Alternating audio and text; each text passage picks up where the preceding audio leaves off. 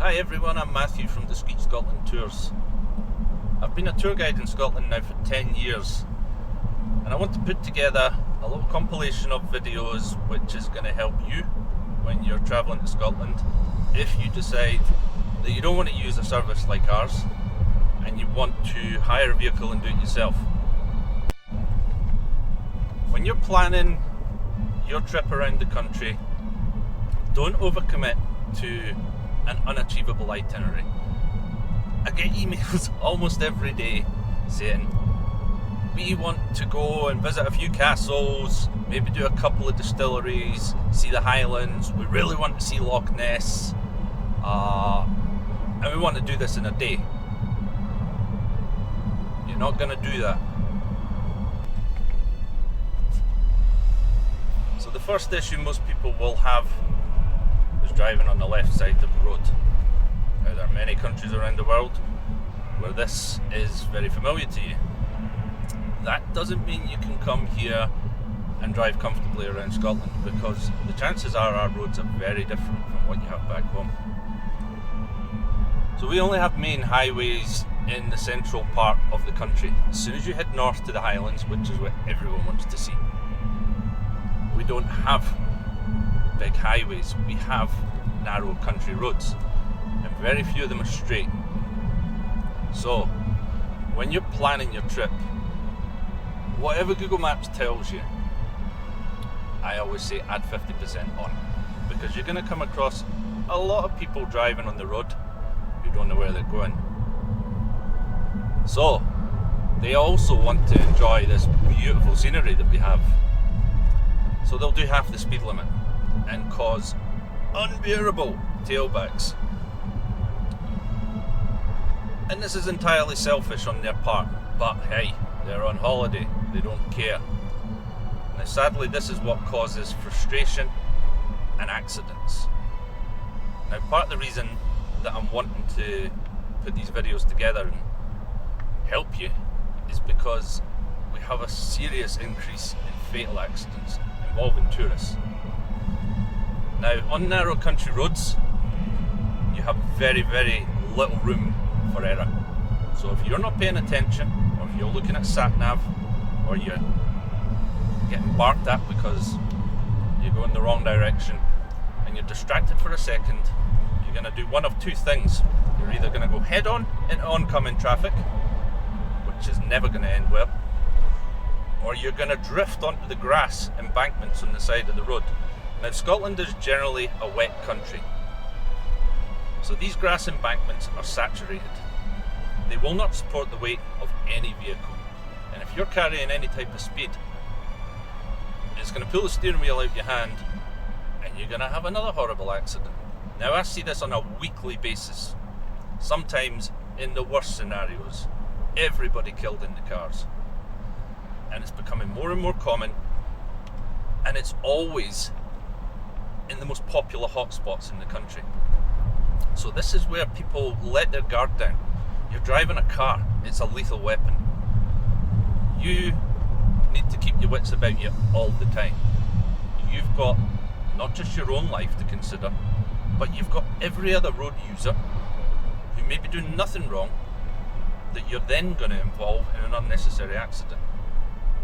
So, yes, it's a beautiful country, but it's also a very dangerous place to be.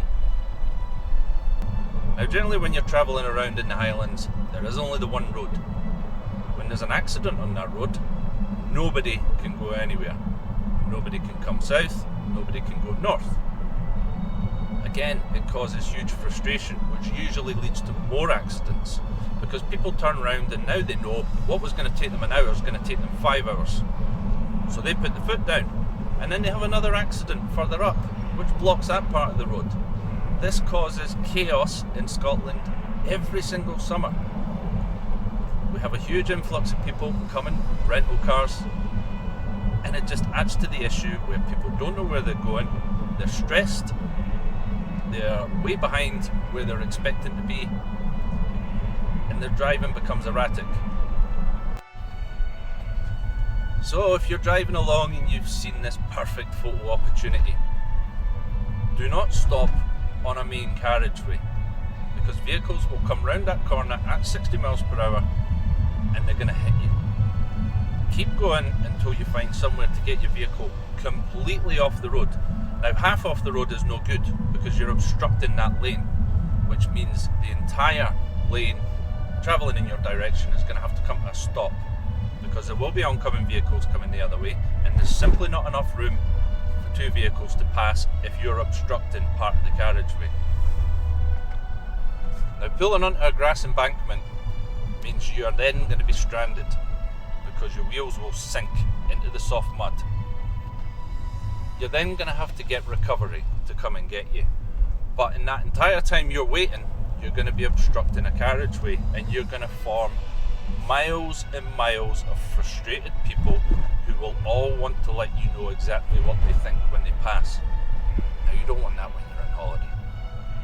It's not pleasant, and you will have to endure it quite often for hours because the only recovery truck is going to have to come from miles away. So one shock to most people when they're driving around our country roads is that quite often there's not two lanes, there's only one. Now, it doesn't mean everyone's going to die as soon as another car comes. Just be patient. There's not enough room for two cars. You'll often have cyclists using the road as well, or sometimes people on horse. So just use a little bit of common sense. Look as far ahead as you as possible. Look for the lay-bys, the passing places where you're going to be able to stop and allow another vehicle to come and pass safely. So the general rule of thumb is, if the lay-by is on your left-hand side, which in this case would be the passenger side of the vehicle, pull in and wait on the oncoming vehicle come along. Again, if it happens to be on the right-hand side, you would expect the person coming towards you to pull in to their left, allowing you to pass safely. Now, when you come to a lay-by and it's on your right and you see a car coming towards you, do not dive into that lay-by because that is there for the car coming towards you. As soon as you block that lay-by, if you happen to have another car coming behind you, no one can move in any direction because you've now blocked that lay-by, and the car coming towards you has nowhere to go, and it's now head on to the car coming behind you. Now, if you're a slow-moving vehicle on our country roads, on our single-track roads, do the decent thing. If you are panicking, you're not comfortable and you're driving slow, these big mirrors either side of you should see that there's vehicles behind you going faster, wanting to get by. Pull into the lay-by, let them go. Right? It will just save you a whole load of stress in the long run. So you've worked out where you want to see in the country, you've worked out your route, but you've not got accommodation. Now, anywhere that you're planning on visiting the Highlands is very, very small communities with limited choices. They have plenty of bed and breakfast, some hotels, but when they're booked. Now, during the summer months, almost every night, as we're sitting down to eat our dinner, you'll get a stream of people coming in to the hotels, desperate for accommodation. Now, if you're going places like the remote islands, if you haven't booked accommodation, don't even attempt to go. Chances are you're going to spend all day getting there to find out that there's nowhere to stay.